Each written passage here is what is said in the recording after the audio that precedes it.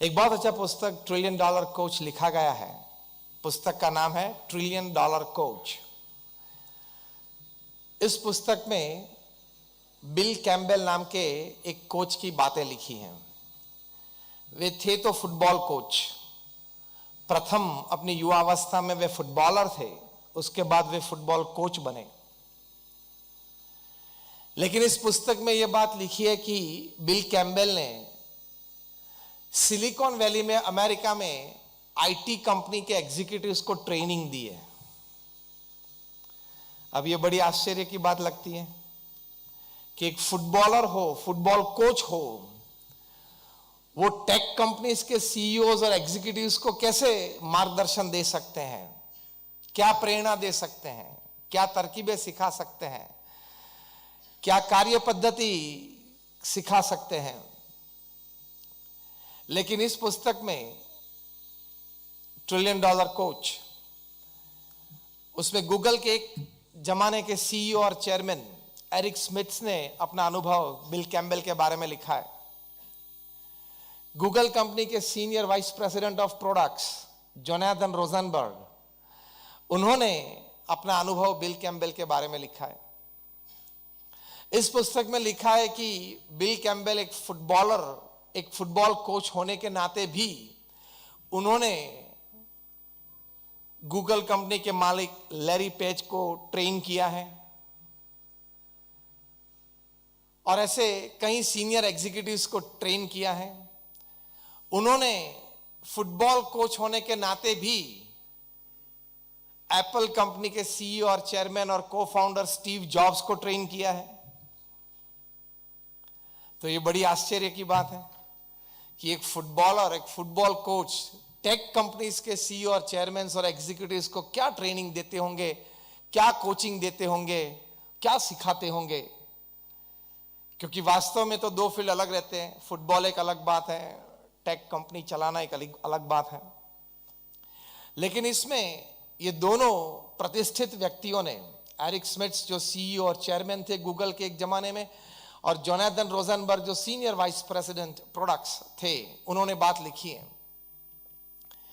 कि bill Campbell के साथ काम करते हुए हमें एक बात का पता चला, that to coach somebody, to advise somebody, you don't need to know the strategy of the company, the working system of the company. You only need to know the dynamics of the team players in the team. You only need to know the individual goals of the players in the team. You only need to know the overall goal of the team. मतलब एक बहुत अच्छी बात उन्होंने लिखी कि किसी को कोच करने के लिए सिर्फ आप उस व्यक्ति की प्रकृति और स्वभाव अगर जानते हो, जिस टीम में वे लोग सब काम कर रहे हैं, टीम डायनामिक्स, एक दूसरे के साथ किस प्रकार के टीम मेंबर्स के संबंध हैं, वो आप अच्छी तरह से जाने।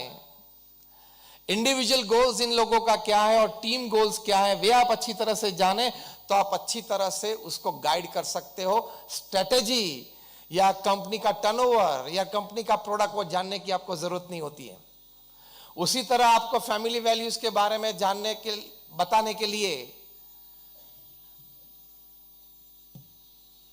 हमको आपके फैमिली रूम में बग्स रखने की जरूरत नहीं है, क्योंकि इस भगवान स्वामीनारायण के वक्त से आज तक बीएपीएस के संत घर ऑफिस में पधरामनी करते हैं और हम घर घर जाते हैं, परिवार के साथ बैठते हैं।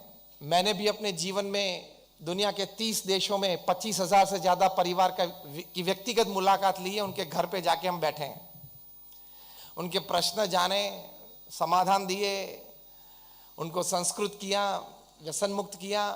तो उनका जो अनुभव है वो आपसे शेयर करना है। तो एक टीम डायनामिक्स जानना, तो अच्छी तरह से एडवाइस कर सकते हैं, कोच कर सकते हैं।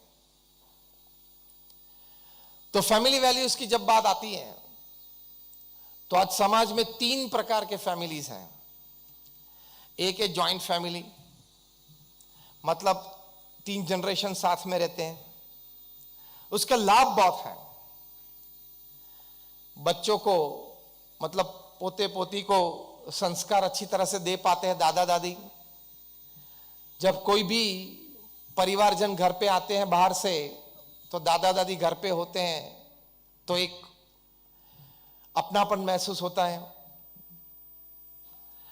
और दादा दादी की गोद में बैठ के छोटे बच्चे हमारी महान भारतीय संस्कृति के बारे में रामायण महाभारत श्रवण प्रहलाद नचिकेता ध्रुव की बातें सुन सकते हैं। तो शिक्षण के साथ संस्कार मिलता है, क्योंकि बाहर तो वो डिफिकल्ट है। बाहर तो ग गणपति का नहीं चलेगा, ग गधे का चलेगा। क्योंकि if you decide to put ग गणपति का ग, then you are saffronizing education. It is not a secular trend. ये सब बातें आ जाएगी, ये डिफिकल्ट आ जाएगी, क्योंकि सेक्युलरिज्म का अर्थ गलत तरीके से पेश किया गया है। Secularism is not know religion, secularism is every religion is good and good. वो इसका अर्थ है, हर धर्म अच्छा है, उसकी सीख अच्छी है। लेकिन हम ये मानते हैं कि सेक्युलरिज्म, आज की जो जनरेशन है जो कॉलेज गोइंग है, स्कूल गोइंग है, तो ये मानते हैं secularism, see that's no religion. तो उनकी समझ में फेर है। समझ में क्या फर्क है? Secularism means all religions are good, they are great, they teach preach well, you follow the instructions and you can be a good human being. तो ज्वाइंट फैमिली में ये एक लाभ रहता है। दूसरे प्रकार का जो फैमिली है वो है न्यूक्लियर फैमिली। हम सभी साइंस पढ़े, हमें पता है एटम क्या है। एटम में एक प्रोटॉन होता है, एक इलेक्ट्रॉन होता है, एक न्यूट्रॉन होता है। प्रोटॉन पॉजिटिव चार्ज है, अपनी ऑर्बिट में घूमता है। इलेक्ट्रॉन नेगेटिव चार्ज है, वो अपनी ऑर्बिट में घूमता है। और बीच में न्यूट्रॉन छोटा सा बैठा है, उसके पास कोई चार्ज नहीं है, कोई मूवमेंट नहीं है। तो आज की परिस्थिति बड़े शहरों में ये न्यूक्लियर फैमिली की आ गई। पिताजी प्रोटॉन है, अपना चार्ज है, बिजनेस है, घूमते रहते हैं। माता जी है, वो इलेक्ट्रॉन है, उसका अपना चार्ज है, सोशल किटी पार्टी ये वो चलता रहता है। और बेचारा छोटा सा लड़का न्यूट्रॉन है, उसके पास कोई चार्ज नहीं है, कोई अथॉरिटी नहीं है, बीच में बैठा रहता है, उसके पास कोई मूवमेंट नहीं है। और आपको पता है ना, हम सब फिजिक्स पढ़े हैं, केमिस्ट्री पढ़े हैं, तो उसमें न्यूट्रॉन बीच में बैठा है, इलेक्ट्रॉन प्रोटॉन उसके आजू बाजू में ही घूमते हैं, लेकिन नजदीक नहीं आते। उसी तरह छोटे बच्चे को ये होता है कि प्रोटॉन इलेक्ट्रॉन घूमते रहते हैं, माता पिता आजू बाजू ही होते हैं, लेकिन पर्सनल टाइम नहीं देते हैं। यह आज की वास्तविकता है। और ये न्यूक्लियर फैमिली की ये व्यवस्था में आपका सांगली शहर भी शामिल है। ये न्यूक्लियर फैमिली में तीसरे प्रकार का फैमिली है, वो बहुत डेंजरस फैमिली है, उसको बोलते हैं wired family. Everybody in the family is wired to their gadgets, not to the family member. इसको बोलते हैं वायर्ड फैमिली। गैजेट के प्रति ज्यादा प्यार है, गैजेट के प्रति ज्यादा समय देते हैं। ज्यादा प्यार है इसलिए बोल रहा हूं क्योंकि ज्यादा समय देते हो, दैट ऑटोमेटिकली प्रूव्स के ज्यादा प्यार है। As simple as that. Agree with me or not? हाथ तो कम ऊंचा करेंगे क्योंकि आपके छाती पे गोली चल रही है। तो ये वायर्ड फैमिली होता है कि गैजेट से ज्यादा प्यार रखने वाले बहुत बिजी रहते हैं गैजेट्स पे, पूरी दुनिया की चिंता लेके घूमते हैं। और अभी यूक्रेन की तो इतनी चिंता है कि अगर कोई व्यवस्था कर दे यहां सांगली से चार्टर फ्लाइट की, तो रशिया जाके पुतिन से मीटिंग करनी है और कुछ एडवाइस देनी है। आप में से कई ऐसे बैठे होंगे यहां जिन्होंने, अब ध्यान से सुनना, I am firing a 303 on your chest. आप में से कितने यहां बैठे होंगे जिनको यूक्रेन की परिस्थिति जो अभी है उसके बारे में जितनी माहिती है, इंफॉर्मेशन है, इतनी इंफॉर्मेशन अपने बच्चों के फ्रेंड्स के बारे में नहीं है।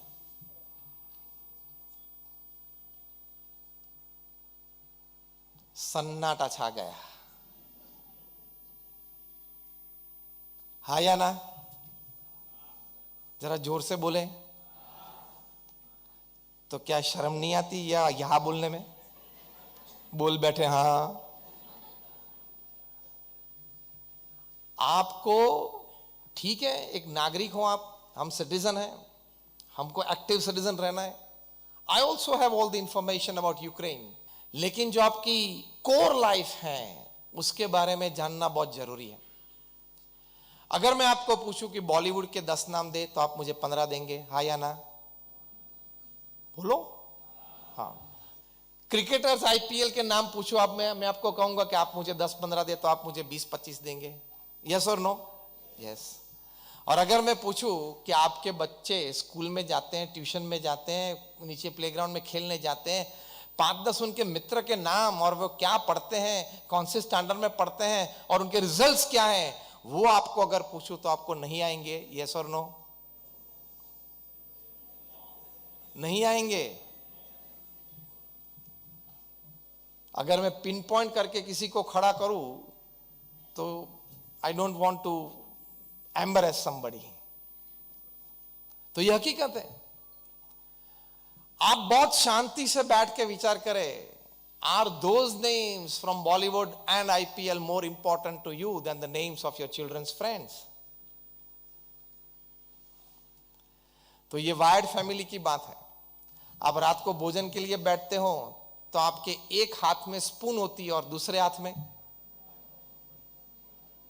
सभी को पता है, प्रवचन की जरूरत ही नहीं है। I want to ask you a very simple question. Is somebody calling you from 100 miles away at his or her time more important than you, more important for you than your near and dear family member sitting beside you on the dining table during dinner time? Who is more important? कौन more important है? Family member? कौन ज्यादा important है, 100 miles calling away या family member? तो है family member. तो आज से आप यहां से प्रवचन के बाद नियम लेके जाएंगे कि आज रात को रात्रि भोजन के वक्त हम सभी अपने मोबाइल फोन बाजू के रूम में रख देंगे। कुमार मंगलम बिरला और उनके धर्मपत्नी का इंटरव्यू टाइम्स ऑफ इंडिया में छपा था, अभी भी वो कटिंग मेरे पास है। टाइम्स ऑफ इंडिया के इंटरव्यूअर ने उनको पूछा था और उसके एक उत्तर में कुमार मंगलम बिरला के धर्मपत्नी जी ने बताया कि there is a custom in the Birla house that at 8 p.m. everybody deposits their mobile with the mother. Kumar Mangalam Birla भी अपना मोबाइल फोन 8 बजे रात को अपनी मातृश्री के पास डिपॉजिट कर देते। इंटरव्यू तो आश्चर्यचकित रह गए, क्या बात करते हो? क्योंकि हमारी ये लाइफ बन गई है ना, जान बन गई है। 8 to 8:45 p.m. is dinner time in Birla house. 8:45 to 9:15 is family talking time. और 9:15 के बाद सभी को अपने अपने मोबाइल मिलते हैं। अर्जेंसीज होती है, इमरजेंसीज होती है, वो अटेंड कर लेते हैं। कोई काम की बात हो तो कल सुबह 10 बजे मैं ऑफिस आऊंगा, तब बात कर लेंगे। और आप तो 11 बजे तक और 12 बजे तक फोन चालू रखते हो, वायर्ड फैमिली में हो ना, क्योंकि आपको चिंता है देश की। मैं आप पे कोई आक्षेप नहीं डालना चाहता हूं कि आप एंटरटेनमेंट करते हो रात को 10 बजे, 11 बजे, 12 बजे मोबाइल फोन पे नेट खोल के। मैं पॉजिटिवली लेता हूं, आपको देश की चिंता है कि ये यूक्रेन में क्राइसिस अभी चल रही है, तो शायद प्रधानमंत्री जी का मुझे पर्सनल फोन आए पीएमओ में से कि भाई साहब आपकी जरूरत बहुत है। मैं एयरफोर्स 1 भेजता हूं अभी कोल्हापुर एयरपोर्ट पे, आप जल्दी कोल्हापुर पहुंच जाइए और कैबिनेट की मीटिंग चालू है, आपके बिना अधूरी है। ऐसे फोन की अपेक्षा रखते हुए आप रात को 12 बजे तक फोन चालू रखते हो। यू आर अ फूल, आप मूर्ख हैं। आपको पारिवारिक समय की कीमत नहीं है, अपने परिवारजनों की कीमत नहीं है।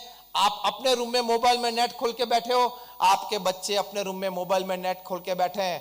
वो क्या देख रहे हैं, क्या सुन रहे हैं और क्या अंतर में डाल रहे हैं वो आपको पता नहीं है। फिर फरियाद करते आते हो कि स्वामी ये तो बिगड़ गया, तूने बिगाड़ा। ये वायर्ड फैमिली बहुत डेंजरस है। और बच्चे तो ये चाहते हैं, ये इच्छते हैं, you should have your disciplined cultured control on the gadgets that your family members use. लेकिन पहले सुधार आप में करना है। ये जो बड़े बैठे हैं ना, आप में सुधार करना है। पहले आपको अपना टाइम रिस्ट्रिक्ट करना पड़ेगा, तो आप परिवार को समय दे पाओगे। तो समय से फिर आगे संस्कार और श्रद्धा की बात आती है। संस्कार और श्रद्धा की बात है, वो फैमिली वैल्यूज है, लेकिन उसके लिए फाउंडेशन में spending quality and quantity time with your near and dear ones, that is more important. हम तो ये मानते हैं घर पे हैं, सब बैठे ही हैं, जाते हैं सब, वही दरवाजा वही खोलते हैं, बैठे हैं आसपास ही है। ऐसा नहीं, special time. According to Harvard University study, 110 देशों में सर्वे किया गया था, हार्वर्ड यूनिवर्सिटी ने किया था, 1 लाख से ज्यादा परिवार में किया था, दुनिया के 5 खंडों पे। प्रश्न यह पूछा गया था कि what according to you is the greatest joy upon this अर्थ।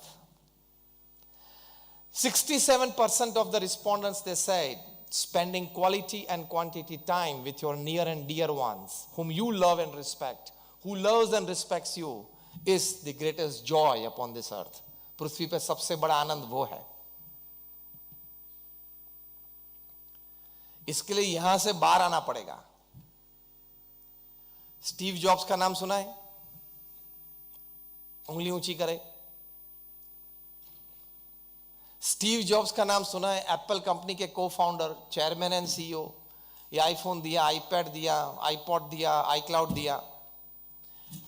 उनके घर एक बार उनके मित्र निक बिल्टन को उन्होंने निमंत्रित किया कि आज रात को दोनों परिवार साथ में बैठ के भोजन करेंगे, तो डिनर पे इनवाइट किया।